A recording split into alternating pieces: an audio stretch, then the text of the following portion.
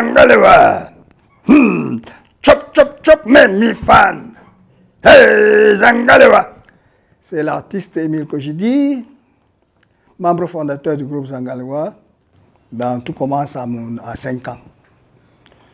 Tout commence à 5 ans, lors de la célébration de l'indépendance du Cameroun. Quand un certain Kandem Irénée est sur scène, il joue pour l'indépendance. Et le petit Émile saute sur l'estrade, ramasse la cloche, tong, tong, tong, tong, commence à frapper.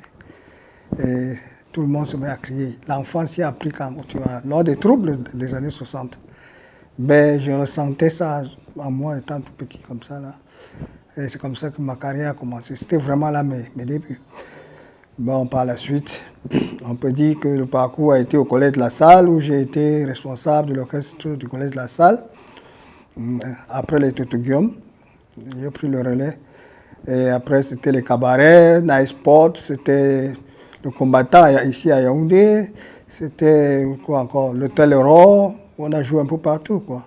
Carrière solo pour le moment, pas encore. Parlons déjà de la carrière avec les Golden Sons. En 1981, les Golden Sons ont sorti un album. Avant cet album, il y a eu un avec le colonel Kalkaba, Malboum. Mais à cette époque, je n'étais pas encore membre de la garde des Golden Sons. Donc, en 1981, donc, il y a eu le commandant de la garde républicaine, on peut dire ça comme ça à l'époque. Il y a eu une sélection, il fallait choisir les meilleures chansons pour faire un album.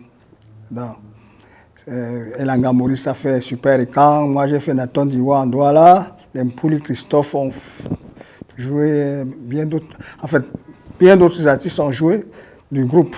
Il n'y avait pas beaucoup de chansons. Et c'était là, de 2001, on est revenu qu'en 2006. Et comment? Ouais, bon, mais c'était pas facile.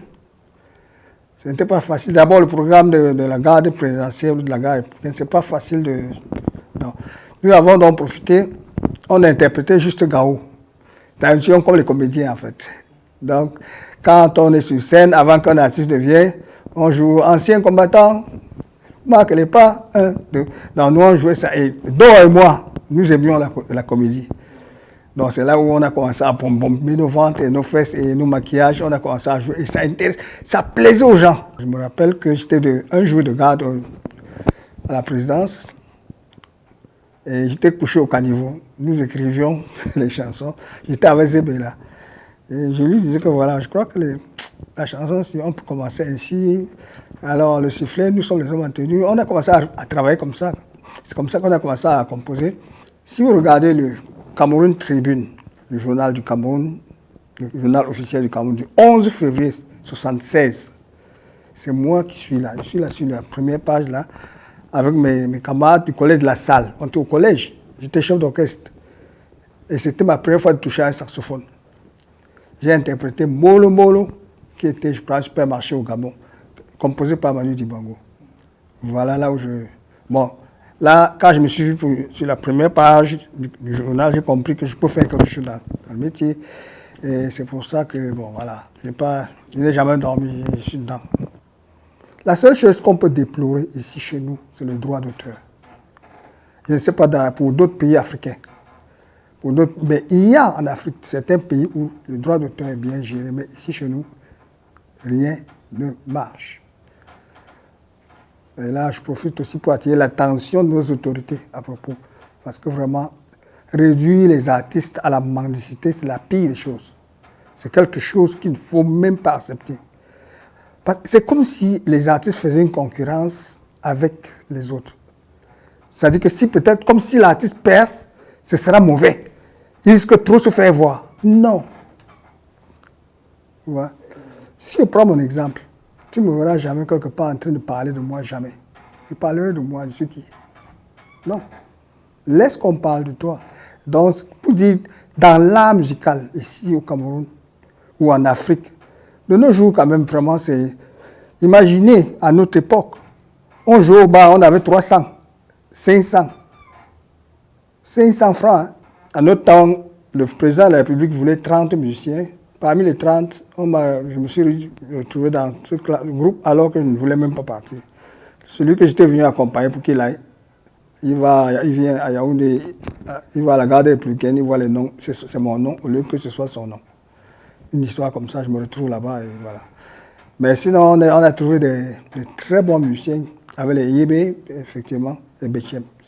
C'était de très bons musiciens et nous nous sommes mis ensemble, ça a donné quelque chose de très bon, de très productif. Oui, parce que quand nous on se mettait à jouer quelque part, si peut-être c'est une musique latino, tu vas croire que les Cubains sont arrivés au Cameroun. Oui, c'est pour ça qu'on jouait pour la présidence de la République, on jouait pour le pays. Et tu dois étudier tout ce qu'il y a comme hymne dans le monde, tu dois connaître. Donc on avait tout ça. C'est-à-dire qu'on avait une particularité en musique qui était vraiment spéciale. Il faut juste le témoignage peut-être de certains musiciens des autres groupes pour savoir. C'est comme ça. Il est vrai qu'à un moment, quand nous sommes devenus les Angalewa, on était parfois obligés de prendre d'autres musiciens, qu'on voyait des bons musiciens peut-être à l'orchestre national ou bien à la CRTV, tu vois, les Sono, Tala, tout ça, les Jean-Paul Létieux, les bassistes, qui nous ont accompagnés par exemple dans la tournée qu'on a eu au Kenya, on a eu au Zambie, Zimbabwe, là. Bon, après, par la suite, au Togo, au Bénin, tout ça, les tournées qu'on a pu faire.